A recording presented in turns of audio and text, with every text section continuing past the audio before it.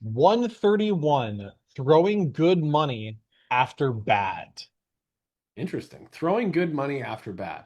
Also, sunk cost fallacy. In his excellent book, Logically Fallacious, 2015, author Bo Bennett describes this fallacy as follows: reasoning that further investment is warranted on the fact that the resources already invested will be lost otherwise, not taking into consideration the overall losses involved in the further investment. In other words, risking additional money to save an earlier lost investment, ignoring the old axiom that doing the same thing and expecting different results is the definition of insanity.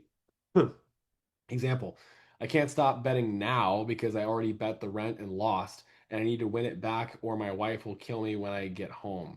See also argumentum from inertia. This is gambler's fallacy. Yeah, we've talked about this one already, pretty much. Have we? Wait. Uh, wait. Is that actually a different fallacy? Wait, let's see. We've G definitely g talked, g we've g. definitely covered this. How do you search? I'm trying to see if there's gambler's Control fallacy already on here. Control F.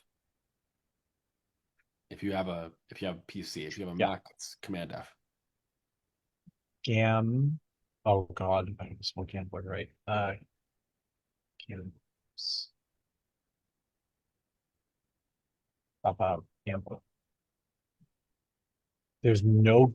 The word gamble. Is gamble spelled Gamb? There's one that has gambling. It's Hoyle's fallacy. Hoyle's fallacy. Um, I'm grabbing something to blow my nose. Hang on. you can't win if you don't play. Yeah, that's a different fallacy.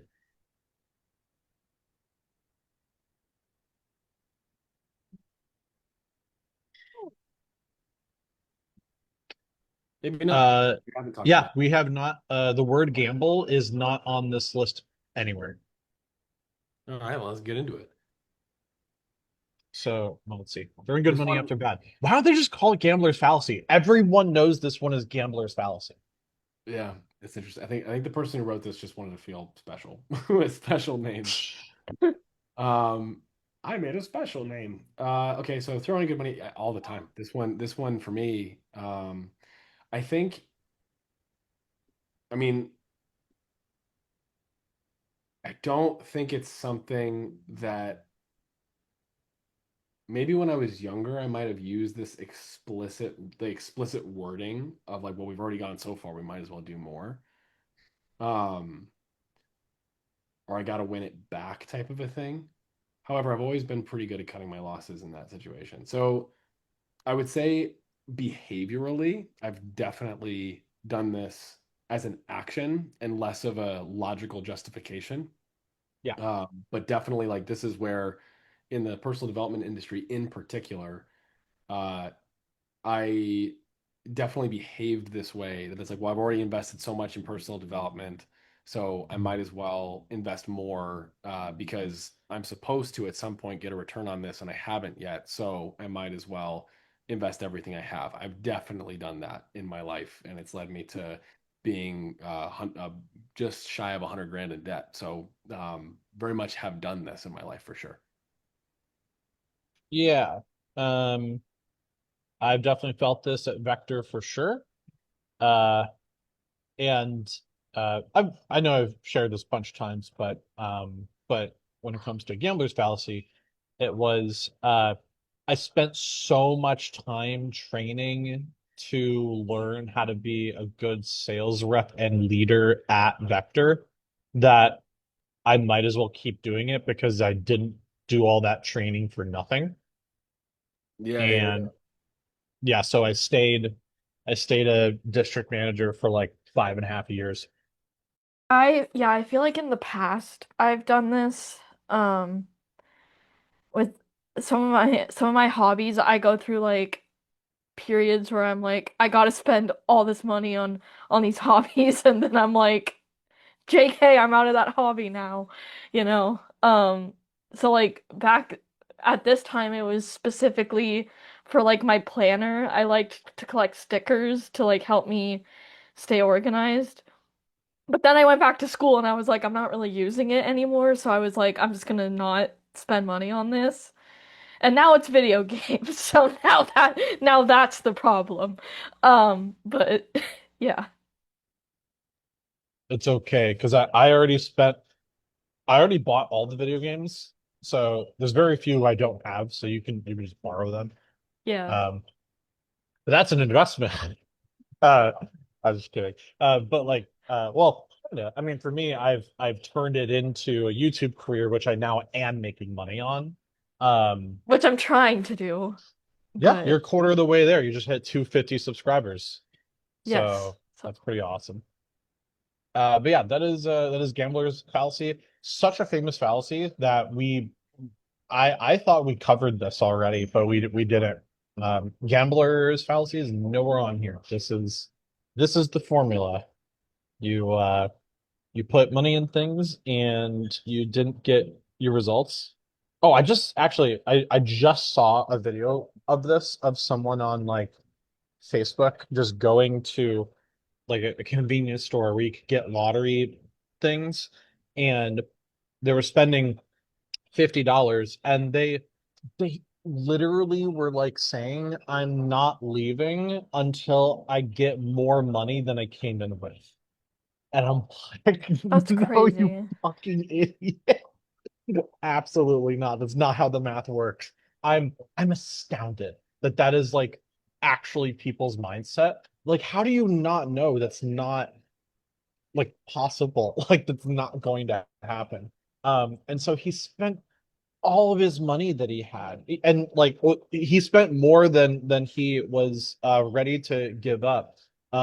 He spent $700 at this convenience store. He kept doing it over and over and over again until he just ran out of money, and he gained $200 from that. And so he lost 500. Basically, he had $500. And he spent more than that. And I'm like, what That the convenience fuck? store owner is so happy that they put the lottery in their business. I was like screaming. I'm like, dude, stop. What are you doing? Like, how is this benefiting you? Um, it's an insane fallacy that like I'm glad that Gambler's Fallacy is now famous. But apparently there's so many gamblers that like don't actually understand it, that they're like, well, I'm just gonna keep doing it until I get more money than I started with, which is I think it's insane. because I think it's because the emotional force that gambling plays on people's bodies is so intense. Like it's a huge like there's a reason why a book as old as the Bible talks about gambling. It's a it's a very powerful effect on the human emotional experience. Like you have a 10% chance that if you give me $1,000, you'll get 100,000. People are like, well, I like those odds. Yeah. That's so funny. Oh my gosh. And people get really My dad used to be somebody that would buy lottery tickets a lot. And he doesn't do anymore. But he used to, and oh my gosh. I was like, I never could. I never once went to a slot machine in Vegas because like I just, if you know the math, like why would you why the best argument I've heard is that it's just fun. Like it in someone's defense was well, I kind of know I'm gonna lose the money, but it's the same kind of thing where it's like you would pay money to play an arcade machine, and so like I know I'm going to lose that money. I could potentially win something and then like get a prize, but like I just kind of want to play the game. And so I've heard it described where like I'll go in with $50, and no matter what, like I know I'm going to lose that $50, but it would be cool if I got something out of it. And I'm like, okay, I guess. Um, that's just not me. I outside of Vector, I've never done this with real money. Um, More like my time. I've used this with, but never with real money. There's no way I could. Nice. Good All right.